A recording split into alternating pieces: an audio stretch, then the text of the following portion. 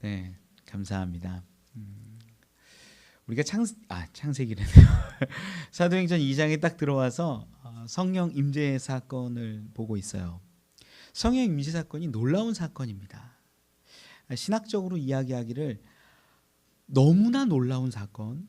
이때부터 성령의 시대가 시작되었다. 뭐 단회적인 사건이다. 다양한 이제 평가와 가치들이 그 가운데 막 이야기를 해요. 우리가 지난 시간에 보았던 건 그 배경에 대한 이야기를 조금 나눴습니다. 어떤 거냐면 성령이 임재하시는데 그때가 언제냐? 오순절이 가득 찼을 때.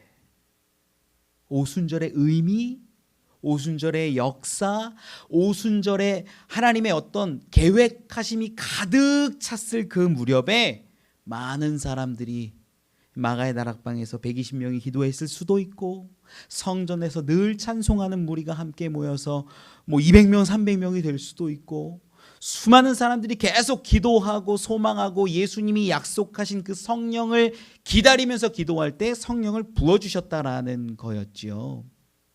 근데 여기에서 우리가 지난 시간에 봤던 부분 가운데 아주 놀라운 이야기들이 하나 있었어요. 뭐냐면 바람의 소리처럼 우리 가운데 오셨다는 거. 들리는 걸로. 그리고 불의 혀라고 이야기를 했는데 불의 혀가 뭐였어요? 불의 언어다. 불의 언어다. 즉 성령의 언어, 불의 언어, 하나님의 말씀, 이런 것들이 기도하고 기대하는 사람들 가운데 부어졌다라는 거죠. 그래서 이 사도행전 2장 4절에 보면 아주 중요한 표현이 나오는데 4절에 이렇게 기록합니다. 그들이 다 성령의 충만함을 받고 성령이 말하게 하심을 따라 다른 언어들로 말하기를 시작하니라. 성령이 말하게 하심을 따라서 했다는 거예요. 우리가 지난 시간에도 이야기했지만 성령의 임재와 역사는요, 어떤 단순한 에너지나 능력이나 힘, 파워 이런 게 아니라 인격적인 그분이 우리 가운데 오셔서 하나님의 법과 하나님의 말씀을 해 주시는 거였어요. 그래서 하나님의 어떤 성령의 말하게 하심을 따라 선포하는 사람들이 엄청 많은 사람들이 오늘 본문에 이제 표현되는 거죠. 여러분 성령을 구하십시오. 지금도 여러분 가운데 구하는 자에게 하나님은 성령을 주십니다. 그리고 그 성령은요, 성령께서 말하게 하심을 따라서 우리의 입술을 도구로 하여 놀라운 당신의 나라, 하나님의 나라, 복음, 예수 그리스도를 선포할 것입니다. 여러분 이게 놀라운 이야기예요. 오늘 본문은요, 그러한 이야기가 쭉 펼쳐져 가는데 오늘 본문이 쉬우면 쉽고 어려우면 어려워요. 그런데 제가 최대한 쉽게 좀 풀어보려고 해요. 오늘 본문 가운데 있는 이야기들 막 언어가 막 다양한 언어들이 나오고 막 방언하고 이런 얘기들이 나오는데 결국 이러한 어떤 현상과 상황을 통해서 베드로가 마지막에 설교를 하거든요. 그 설교하는 것을 통해서 뭘 얘기하고 싶은가, 무엇을 드러내고 싶은가, 이걸 우리가 확인하면 여러분 성공하는 거예요. 말씀을 하나하나 읽어가면서 은혜 나누면 좋을 것 같아요. 먼저 5절 말씀 같이 한번 읽어볼까요? 본문 5절입니다. 시작. 그때 경건한 유대인들이 천하 각국으로부터 와서 예루살렘에 머물러 있더니. 아멘. 그때에라고 기록합니다. 이 그때가 언제일까요? 성령이 임재한 그때를 말합니다. 마가의 다락방에서 120명이 기도했을 수도 있고, 성전에서 더 많은 사람들이 기도했을 수도 있고, 예수님 우리에게 약속하신 그 성령을 부어주세요. 그래서 예수님이 명령하신 너희는 예루살렘과 온 유대와 사마리아와 땅끝까지 이르러 내 증인이 되리라 하신 그 말씀, 우리가 성령 받고 이루어가기를 원합니다. 기도했을 거 아니에요. 그 가운데 성령을 부어주셨을 그때를 말해요. 그런데 그때 이때가 이 사도행전 2장을 시작할 때는 어떤 때가 되었다라고 절기로 따졌을 때는 오순절이 되었을 때라는 거예요. 오순절이 이미 이르렀다라고 이야기하잖아요. 그런데 이 오순절에 오늘 본문 다시 5절 말씀으로 돌아와 보면 경건한 유대인들이 천하 각국으로부터 와서 예루살렘에 머물러 있었다라고 기록을 합니다. 구약 성경은 안 찾아봐도 알겠지만 이미 구약에서 하나님이 이스라엘 백성에게 명령하셨던 게 있어요. 너는 3번 절기를 지켜라. 그 3번 절기는 유월절이고 무교절이고 그리고 두 번째는 77절, 맥추절, 오순절이고, 그리고 세 번째는 수장절이고 초막절인 이 절기를 너는 3번 내 앞에 와서 예루살렘에 올라와서 그 절기를 지켜라. 이게 이 성경 가운데, 율법 가운데 있는 거예요. 오늘 본문 가운데에 이 절기를 지키러 온 사람들이 이 모습을 본 거예요. 무슨 말인지 알죠? 그러다 보니까 이러한 사람들을 가리켜서 본문에서는 5절에 어떠한 유대인들이라고 이야기를 하냐면 경건한 유대인이라고 이야기하는 거예요. 저는 여러분들이 경건한 사람들이 되시기를 축원합니다. 경건하다라는 거요, 참 중요해요. 의미가 있어요. 경건하다라는 요 표현 자체가 유라베스라는 단어를 쓰는데 경건함, 경외함 이런 거예요. 여기에는요, 이 히브리어랑 어원으로 이렇게 따져서 사전적으로 따져 들어가다 보면 어떤 의미가 있냐면 봉헌하다는 게 있어요. 그러니까 뭐냐면 경건한 유대인들은 어떤 사람들이냐? 하나님께 자기를 드린 사람이라는 거예요. 여러분, 경건한 사람이, 즉 하나님께 드린 사람이, 하나님께 봉헌해진 사람이 하나님의 전에 올 수도 있어요. 여러분, 놀라운 얘기예요. 그냥 내 마음대로 사는 사람은요, 왔다 안 왔다 할 수 있는 거죠. 그런데 경건한 사람은, 하나님께 드려진 사람은 어떻게든 절기를 지켜보려고 노력하고 애쓰고 열심을 내는 모습들이 있는 거예요. 그러한 자들이 오늘 본문 가운데서도 이제 막 성령이 임재하고 방언하고 예수 그리스도를 선포하는 이야기들을 듣게 되는 거예요. 저는 여기서 얘기를 드립니다. 오늘 말씀이요, 좀 어려우면 어렵고 쉽다면 쉽다라고 말씀드렸는데 이 이야기가 요 얘기를 좀 잘 기억하고 조금 있다가 풀어드릴 텐데, 뭐냐면 경건한 거 참 좋다. 하나님께 봉헌하고 하나님께 드려진 인생 삶 참 좋다. 이렇게 살아가면 하나님이 복음도 듣게 하시는구나. 우리 머릿속에 알게 돼요. 이게 그런데 구원과 연결되는 건 아니라는 거예요. 말씀을 조금 더 보면서 우리 확인을 해볼까요? 수많은 사람들이 지금 방언하는 그 사람들을 보고 있어요. 계속 본문을 보죠. 우리 6절로 13절까지 쭉 읽어봅시다. 6절로 13절입니다. 시작. 이 소리가 나매 큰 무리가 모여 각각 자기의 방언으로 제자들이 말하는 것을 듣고 소동하여 다 놀라 신기하게 여겨 이르되, 보라, 이 말하는 사람들이 다 갈릴리 사람이 아니냐? 우리가 우리 각 사람이 난 곳 방언으로 듣게 되는 것이 어찌 됨이냐?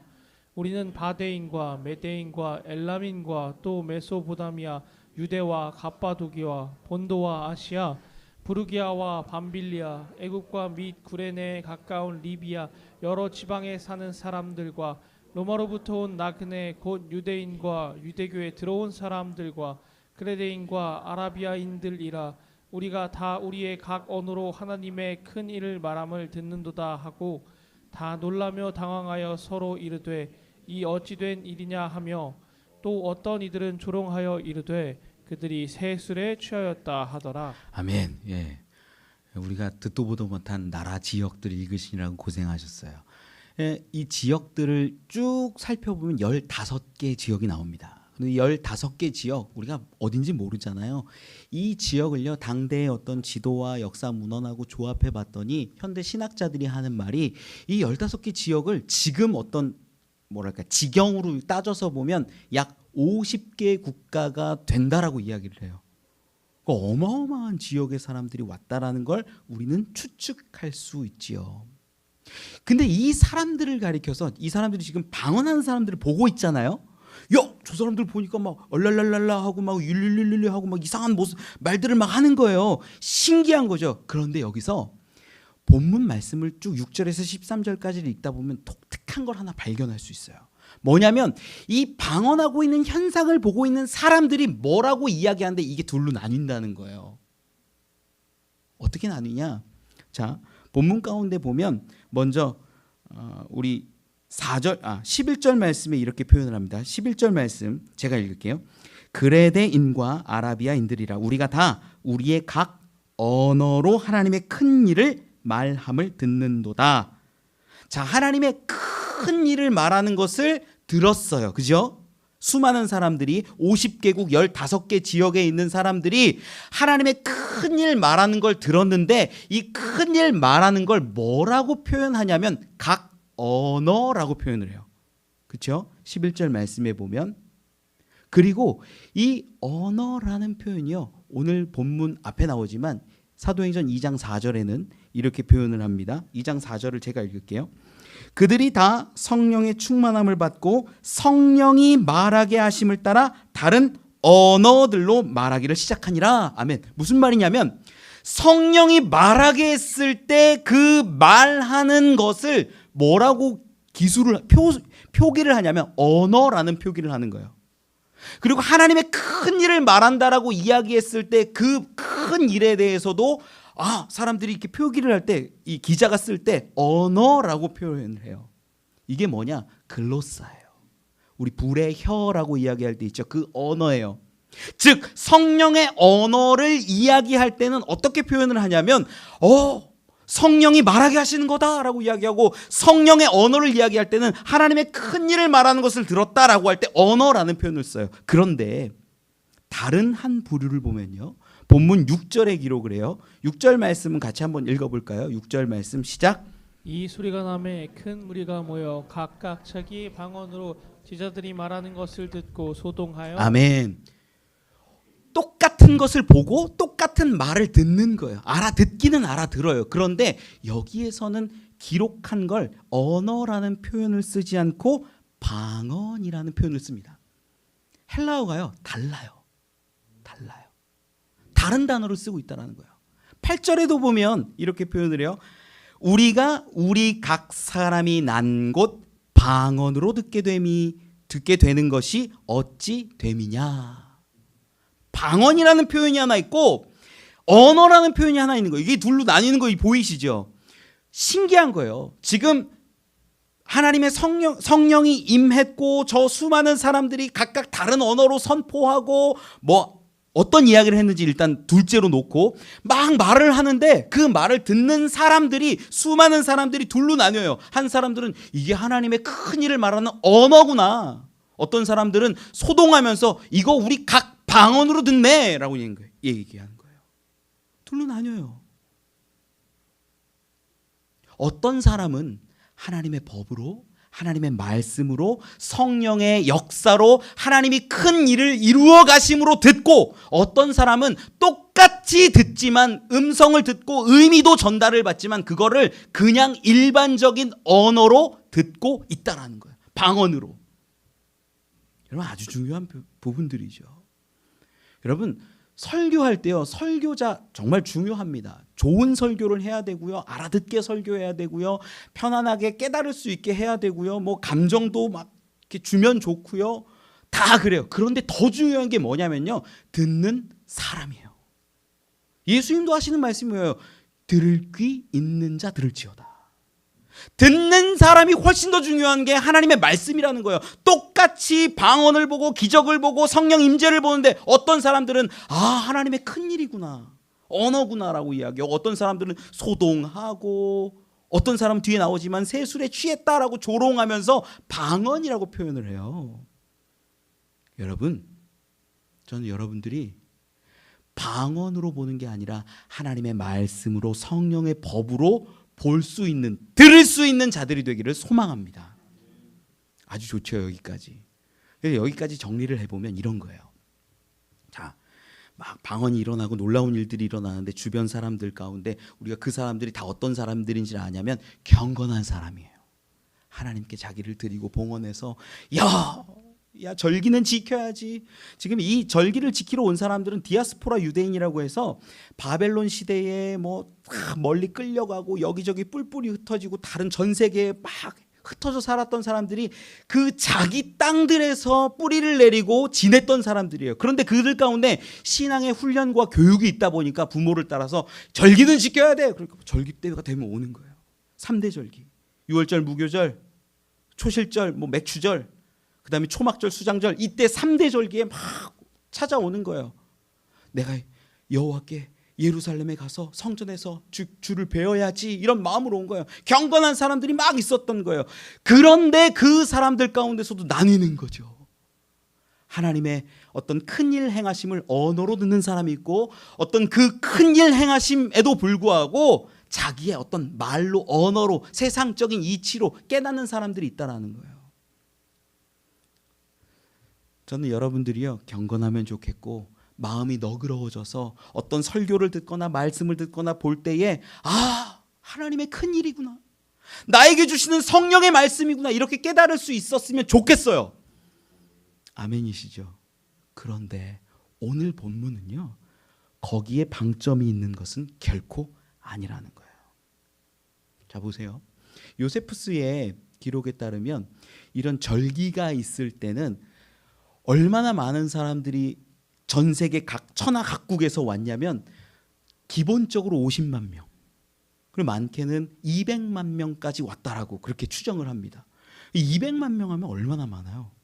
어마어마하죠. 우리가 상상할 수 없는 숫자예요. 그 어마어마한 사람들이 절기가 되면 경건함을 가지고 나왔다라는 거예요. 그런데 그 사람들 가운데 반반 나뉘어갖고, 어떤 사람은 방언으로, 어떤 사람은 언어로 하나님의 말씀을 이렇게 받아서, 우리도 경건하면 좋겠고 하나님의 언어로 들었으면 좋겠어, 그러면 구원도 임하고 놀라운 능력이 임하겠네, 이렇게 생각을 하는데 그게 아니라는 거예요. 지금 제가 얘기하고 싶은 거는 뭐냐면 200만 명이 왔다고 칩시다. 많이 와서, 아니 100만 명만 왔다고 칩시다. 100만 명이 있는데 오늘 본문 이 사도행전을 쭉 끝까지 읽고 나서 베드로가 예수 그리스도 믿고 세례 받아 했을 때 몇 명이 세례 받은 줄 아세요, 여러분? 3,000명. 가만히 보세요. 3,000명이에요. 2장 41절에 기록하죠. 41절 제가 읽어볼게요. 그 말을 받은 사람들은 세례를 받으며 이날의 신도의 수가 3,000이나 더 하더라. 아멘. 여러분, 그러면 계산해 보세요. 100만 명 중에 3,000이면 많아요, 적어요? 어려워요. 100만 명 중에 3,000명이라고 하면 그 숫자가 많아요, 적어요? 적어요.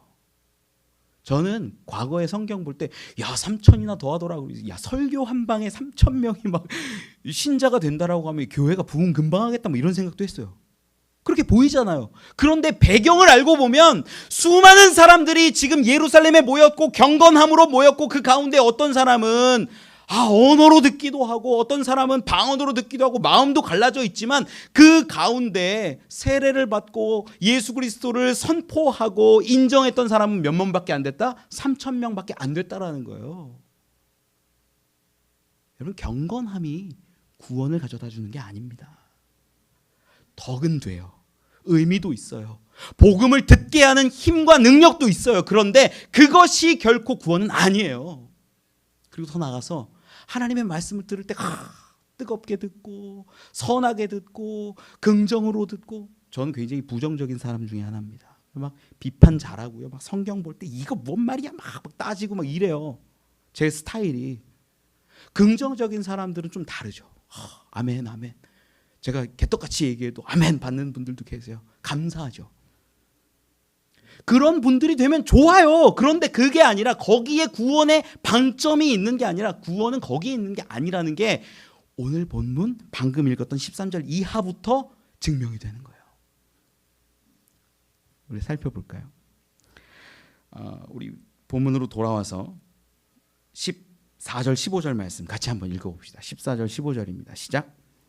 그가 열한 사도와 함께 서서 소리를 높여 이르되, 유대인들과 예루살렘에 사는 모든 사람들아, 이 일을 너희로 알게 할 것이니 내 말에 귀를 기울이라. 때가 제3신이 너희 생각과 같이 이 사람들이 취한 것이 아니라. 아멘. 수많은 사람들이 뭐 몇만 명이었을 수도 있고, 알 수 없는 사람들이 그 막 방언하고 자기 말로 하고 방언하고 뭐 언어로 각기 얘기하는 상황을 딱 보았는데, 그들도 둘로 나뉘었잖아요. 그 가운데 조롱하는 사람들도 있었어요. 세술에 취한 거 아니야? 뭐 하는 거야 저게 지금?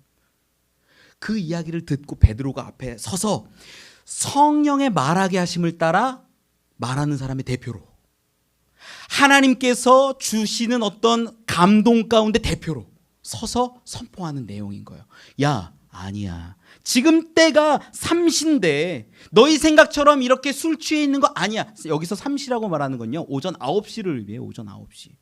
그리고 지금이 어떤 때예요? 그때라고 했죠. 절기로 따졌을 땐 오순절이잖아요. 기본적으로 경건함을 가지고 절기를 지키는 사람들은요, 술에 취해서 흥청망청하지 않습니다. 거기에다 지금 몇 시라는 거예요? 아침 9시. 아침 9시에 경건한 사람들이 무슨 술 먹고 있어? 말도 안 되는 소리 하지 마. 너희가 지금 새 술에 취했다라고 조롱하는 것 같지만 결코 그런 것은 아니야. 그리고 나서 이제 16절로부터 쭉 어떤 요엘의 말씀을 가지고 선포하는 거예요. 우리 16절로 18절 말씀 같이 읽어보죠. 시작. 이는 곧 선지자 요엘을 통하여 말씀하신 것이니 일러스되 하나님이 말씀하시기를 말세에 내가 내 영을 모든 육체에 부어주리니 너희의 자녀들은 예언할 것이요 너희의 젊은이들은 환상을 보고 너희의 늙은이들은 꿈을 꾸리라. 그때 내가 내 영을 내 남종과 여종들에게 부어주리니 그들이 예언할 것이요. 아멘. 베드로가요, 이 요엘 선지자 요엘서 2장 28절로 32절에 있는 말씀을 딱 가지고 와서 이제 선포하는 내용이 방금 읽은 그 부분이에요. 여러분 좀 우리가 막 많이 익숙한 부분일 겁니다. 찬양으로도 있고 뭐 꿈, 예언, 환상 이런 것들이 우리에게 무슨 의미냐 이런 설교도 어쩌면 들어봤을 거예요. 저도 예전에 설교 준비할 때 꿈이 어떤 거고 환상이 어떤 거고 예언이 어떤 겁니다. 뭐 이런 얘기 막 맞춰서 어떻게든 좋은 의미 끌어내 갖고 하려고 했던 적이 있었어요. 그런데 그 내용에 대해서는 전혀 기록되어 있지도 않고 그것이 어떤 것인지 선포하지 않아요. 마치 불의 혀처럼 갈라지는 것들이 사람들에게 임하여서 15개 지역 50개국의 사람들의 말로 각기 언어로 막 선포하는데 그 내용이 기록돼야 안 돼요. 안 돼 있잖아요. 그렇듯이 뭐 젊은이나 어린애나 노인이나 남종이나 여종에게 하나님의 영이 부어져서 예언하고 환상 보고 꿈을 꾸는 그 이야기들이 내용은 기록이 안 되어 있어요. 그게 중요하다 안 중요하다? 안 중요하다는 거예요. 안 중요하다. 그 내용이 그렇게 중요한 게 아닌 거예요. 그래서 오늘 본문 가운데 중요한 부분들은 이거는요, 지금 이렇게 성령 받아서 수많은 언어로 하나님의 말을 하고 하나님의 큰 일을 이루어가는 것이 너희가 그냥 신기하게 볼 것이 아니라 예언된 하나님의 말씀이다라는 것을 증명하는 것으로 충분해요. 베드로는 그걸 얘기하고 싶은 겁니다.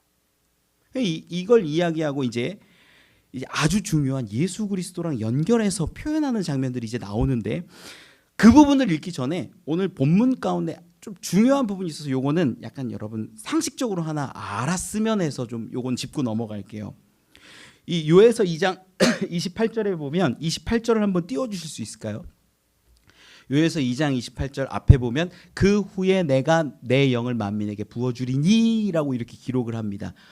맨 앞에 있는 단어가 뭐예요? 그 후에예요. 그런데 오늘 본문 가운데 사도행전을 보면 어떻게 기록을 하냐면 말세에 내가 내 영을 모든 육체에 부어주리니 하고 바뀌어요. 말세로. 그 후가 말세로 바뀌는 거예요. 이 그 후가 요엘서의 배경, 요거는 여러분 문맥하고 약간 다르지만 제가 그냥 기본적인 상식이라 설명을 드릴게요. 요엘서는 어떤 내용이냐면 하나님의 나라가 임하였을 때, 하나님의 나라가 완성되어 갈 때의 모습을 선포하는 내용이에요. 그러다 보니까 하나님의 나라가 임하면 내 영을, 하나님의 영을, 성령을 수많은 사람들에게 어린아이, 뭐 젊은이, 노인, 남종, 여종에게 다 부어줄 거야 라고 이야기하는데, 그걸 베드로는 어떻게 이해하고 설명하냐면 그때가 바로 말세라는 거예요. 말세. 그래서 여러분 정확히 아십시오. 말세는 언제냐면 예수님이 오셨을 그때부터 예수님이 다시 오실 그때까지가 말세예요. 이건 굉장히 중요한 신학적 내용을 담고 있습니다. 이걸 알면요, 세상 사람들이 막 말하는 것들이 있어요. 이단들이 주로 얘기하는 거, 몇 년도 몇 월 며칠 날 말세니까 너 뭐 조심하고 너 그거 팔아가지고 헌금하고. 여러분 그거 아니에요. 절대 아니에요. 언제부터 말세가 시작된 거예요? 예수님 시대부터 말세가 이미 시작된 거예요. 이미. 그리고 다시 오시는 그날에 말세가 완성되는 거예요. 심판이 완성되는 거예요. 이걸 모르니까 사람들이 두렵습니다. 걱정해요. 최근에는 뭐 유튜브에 어떤 유명한 뭐 전도사님이 뭐 그런 얘기 한다 그러더라고요. 2030년이 되면 마지막 때가 되고 뭐 환란이 임하고 7년 후에는 뭐 끝난다 뭐 그런 얘기를 한다 그래요. 근거도 있어요. 선교학적으로 보면 2030년이 되면 복음이 미 전도 종족 다 전파가 된대요. 선교학적으로 봤을 때. 그러다 보니까 그렇게 얘기하는 것 같아요. 여러분 근데 아니에요. 그럴 수도 있겠죠. 그럴 수도 있겠죠. 그런데 그때는요, 예수님도 모른다고 말씀하셨어요. 주님이 다시 오시는 그때는 알 수 없는 겁니다. 그래서 여러분, 건강한 신학을 가지고 우리가 도움을 얻어야 되는 건 어디에 있냐면 그 마지막 때는 알아요, 몰라요? 몰라요. 그리고 말세는 이미 시작됐고요. 그 말세가 시작됐고 주님이 다시 오시는 날까지 완성되기 때문에 우리 살아가는 사람들은 하루하루를 마지막 날인 것처럼 여기며 살아가는 거예요. 주님 손 붙잡고 주님 뜻하신 길 따라 내가 살겠습니다. 이런 모습이 우리에게 필요한 거예요. 그래서 이 베드로가 지금 이야기하는 것 가운데 말세로 바꾼 의미를 우리가 좀 하나 살펴봤고, 이제 이렇게 성령이 임하여진 이 현상을 가지고 요엘서를 가지고 이렇게 하나님의 때가 임하면 이루어지는 거야. 하나님의 영이 임하여서 성령으로 말하게 하시고 수많은 사람들에게 선포하게 하는 거야 라고 설교한 거예요. 여러분, 이때 15개의 지역 50개국에 있는 사람들이 지금 예루살렘에 다 몰려있다라고 한다면 이 120명으로 대표되는 이 사람들이 어떤 일을 감당하고 있냐면 그 전 세계에 복음을 선포하는 일을 감당하고 있는 거예요. 여러분, 놀랍지 않아요? 우리가 전도하러 가면 얼마나 가겠습니까? 바울의 선교 여정을 우리가 이 사도행전 계속 보게 될 텐데 1차, 2차, 3차 선교 여행을 막 전도 여행을 하면서 해봤자 몇 군데 못 가요. 몇 군데 못 가요. 그런데 하나님의 역사하시는 건 어떤 거냐면 수많은 사람들을 한 곳에 모아놓고 그 가운데 성령을 부어주심으로 예수 그리스도를 증거하고 선포하게 하신 능력이라는 거예요. 여러분, 저는 여기서요, 하나님 너무 멋있다라는 생각이 딱 들었어요. 여러분, 그런 일에 쓰임받는 여러분들이 되기를 소망합니다. 자, 이 말씀을 더 보면 더 중요한 내용이 이제 19절 20절 가운데 나타나요. 베드로가 이제 설교하는 내용이죠. 야, 이거 방언하고 놀라운 이야기하는 거, 이거 요엘서에서 이야기한 대로 하나님이 성령 부어주신 거야. 그리고 나서 이제 19절 20절 말씀을 보면 이제 이게 어떻게 예수님하고 연결되는지를 확인할 수 있어요. 19절 20절 말씀 같이 한번 읽어봅시다. 시작.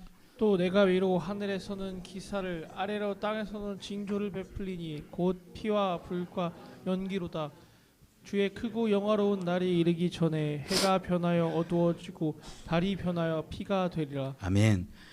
마지막 날에 성령이여 임하소서 이 찬양 되게 많이 하는데 요 뒷부분은 그 가사에 없어가지고 사람들이 모르는 분들도 있어요.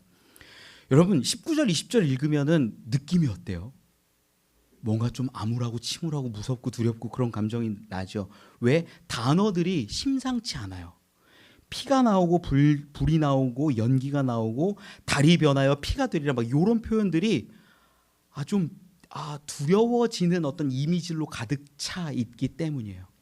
여러분, 피, 불, 연기 이런 단어를 들으면 뭐가 떠오르세요? 여러분 가운데 지옥이 떠오르세요? 지옥. 예, 또 피, 불, 연기 뭐가 떠오르세요? 일부 들으셨던 분은 막 답을 얘기해요. 막 뭐냐면요, 피와 불과 연기라고 방금 본문에는 있는데 요엘서 2장 이 30절 말씀을 보면 조금 더 구체적으로 확인할 수 있어요. 요엘서 2장 30절 말씀 한번 띄워주실까요? 자, 피와 불과 연기였는데 요엘서에서는 조금 다르게 기록해요. 같이 한번 읽어봅시다. 시작. 연기 기둥이라. 피와 불과 연기 기둥으로 바뀌어요. 기둥으로. 기둥하면 여러분 이제 조금 더 떠오르시는 분들이 있을 거예요. 뭐냐면 이게 뭐지? 이건 바로 유월절을 떠올리게 하는 대표적인 상징물들이에요. 유월절이 뭐냐면 애굽에서 종살이하면서 이스라엘이 고난과 고통을 당하고 있는 가운데 야 바로야 내 백성 좀 보내. 안 보내요. 백성 좀 보내. 안 보내요. 그렇게 10번을 주고받고 하는 그 가운데 마지막 10번째 재앙이 첫째 난 것들 장자들을 다 죽여버리는 일들이 있는데 그때 하나님이 이스라엘 백성들에게 주셨던 게 뭐냐? 너희 설주와 임방 가운데 어린 양의 피를 바르는 거예요. 어린 양의 피를 바르면 그날 죽음이 임하는 그날 어떻게 된다? 내가 거기 임하지 않고 넘어갈 거야. 그래서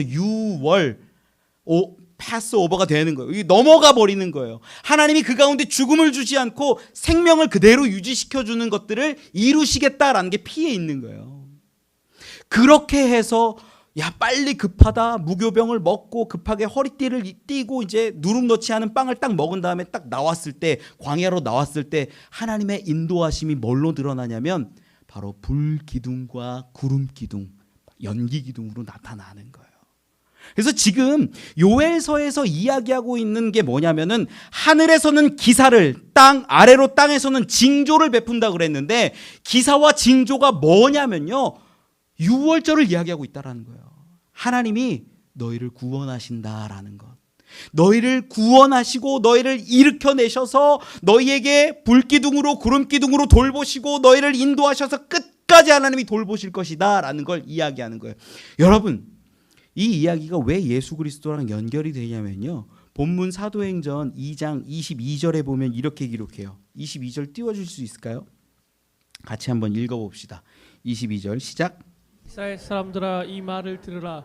너희도 아는 바와 같이 하나님께서 나사렛 예수로 큰 권능과 기사와 표적을 너희 가운데서 베푸사 너희 앞에서 그를 증언하셨느니라. 23절까지 읽죠. 시작. 그가 하나님께서 정하신 뜻과 미리 아신 대로 내준 바 되었거늘 너희가 법 없는 자들의 손을 빌려 못 박아 죽였으나. 아멘. 지금요 22절에서도 이야기를 분명하게 이야기했지만 너희가 아는 바와 같이, 지금 경건한 유대인들이 수없이 많이 앉아 있는데 이 사람들이 예수에 대해서 알아요, 몰라요? 알아요. 알긴 알아요. 예수가 어떤 사람인지도 알고 얼마 전에, 한 달 반 전에 죽었다라는 것도 알고 이런 소식들을 아는 거예요. 그런데 베드로는 지금 서서 이런 놀라운 방언이 일어나고 성령의 임재가 일어나는 사건을 가지고 예수 그리스도랑 어떻게 연결하냐면 예수가 그 유월절의 본질이시다라는 걸 드러내는 거예요. 사람들이 예수는 아는데 이게 왜 유월절인지는 몰랐어요. 왜 우리를 위하여 죽었는지를 몰랐어요. 그런데 베드로는 이제 이야기하는 거예요. 예수가 우리를 위하여 유월절에 어린 양처럼 죽어주셨기 때문에 우리에게는 구원이, 생명이 있는 것이다. 여러분, 유월절은요 예수 그리스도를 예표하는 아주 중요한 모습이에요. 그리고 유월절을 통하여서 예수 그리스도가 본체 되심을, 본질 되심을 보여주는 사건이라는 거예요. 거기에 하나님의 사랑이 있고 하나님의 은혜가 있고 하나님의 섭리가 담겨져 있는 거예요. 여러분, 유월절이 어떤 거냐면요, 피에 어떤 능력이 있어요, 없어요? 피 자체에는 능력이 없어요. 그런데 하나님이 그 마을마다, 가정마다 장자들을 죽여야 되는데, 죽이기로 결단하셨는데 거기에 있는 피를 보면 넘어가시는 거예요. 그게 유월절이에요. 예수 그리스도의 피가요 우리에게 우리가 직접 뭐 맞았습니까? 뭘 했습니까? 아무것도 없어요. 그런데도 불구하고 내가 예수 그리스도를 믿습니다, 그 피로 내가 구원을 받았습니다 라고 고백만 하면 우리에게 구원을, 생명을, 영생을 주신다라는 거예요. 그래서 오늘 본문으로 돌아와서 보면 21절에 이 이야기를 하고 있는 거예요. 본문 21절 같이 한번 읽어봅시다. 시작. 자는 구원을 받으리라 하였느니라. 아멘. 이 이야기를 왜 하는 걸까요? 누구든지 주의 이름을 부르는 자는 구원을 받으리라. 여러분, 이 이야기가요 요엘서로 가서 보면 더 정확해져요. 요엘서 2장 32절 말씀 한번 띄워주시겠어요? 같이 한번 읽어봅시다. 시작. 누구든지 여호와의 이름을 부르는 자는 구원을 얻으리니 이는 나 여호와의 말대로 시온산과 예루살렘에서 피할 자가 있을 것이며 남은 자 중에 나 여호와의 부름을 받을 자가 있을 것임이니라. 아멘. 누구든지 여호와의 이름을 부르는 자는 구원을 얻는데 그 가운데에서도 예루살렘에서 피할 자가 있을 것이고 또한 남은 자 중에서도 내가 불러내서 내가 구원하는 자가 있다라는 거예요. 여러분, 경건한 자가 구원받는 게 아니라 하나님이 부르시는 자가 구원받습니다. 말씀을 잘 듣고 막 긍정적인 마음으로 듣고 언어로 듣고 이래서 구원받는 게 아니라 하나님이 은혜를 주시는 자에게 구원이 임하는 것입니다. 구원이라는 건요 내가 뭘 잘해서 내가 뭘 이루어서 주시는 게 아니라, 그래, 예수 그리스도의 이름을 부르는구나 라는 그 한 사람 한 사람의 마음 가운데 하나님이 역사하는 거예요. 여기서 예수의 이름을 부른다라는 건요, 부른다는 건 원어적으로 살펴봐도 어떤 의미냐면 그냥 주여 주여 입술로 부른다라는 게 아니에요. 하나님을 청하는 거예요. 초대하는 거예요. 예수 그리스도를 부른다라는 건 내 삶 가운데 청하는 거예요. 뭐냐면 구원은, 여러분, 구원은 내 힘으로는 할 수 없습니다. 그 구원은 하나님께 있습니다 라고 인정하는 자들에게 하나님이 은혜로 주시는 게 구원이라는 거예요. 그래서 베드로는 그 이야기를 하고 있는 거예요. 그 이야기를, 예수 그리스도가, 그래서 그분으로 인한 구원이 부르는 자들에게 누구에게나 있다라는 거예요. 이 이야기는 바울도 로마서 10장 13절 가운데 동일하게 하고 있습니다. 누구든지 주의 이름을 부르는 자는 구원을 받으리라. 여러분, 말씀을 좀 정리할게요. 시간이 많이 갔네요. 성령을 우리에게 주시는 이유가 있어요. 지금 사도행전 2장 가운데에 성령을 주셨던 이유를 잘 살펴보면 수많은 천하 각국의 모든 사람들이 모여 있으니까 여기에서 하나님이 복음을 빵 선포하고 수많은 각 사람들에게 가르쳐 줘서 그 사람들이 각각 고향으로 가서 막 복음을 증거하고 이야기하고 선포하고, 그래서 땅 끝까지 이르러 당신의 나라를 이루고 싶어 하시는 거예요. 이게 성령 주신 이유예요. 이 당시에 물론 단회적 사건이고 특별한 사건이고 하나님의 역사이지요. 그런데 우리가 성령의 역사 가운데 참여하려거든 예수 그리스도를 증거하면 됩니다. 전 여러분들이 그 일에 함께 했으면 좋겠어요. 경건하면 좋아요. 하세요. 그리고 긍정적인 마음으로 말씀도 듣고 설교도 듣고 내가 해야겠다 마음 가지세요. 그것도 귀해요.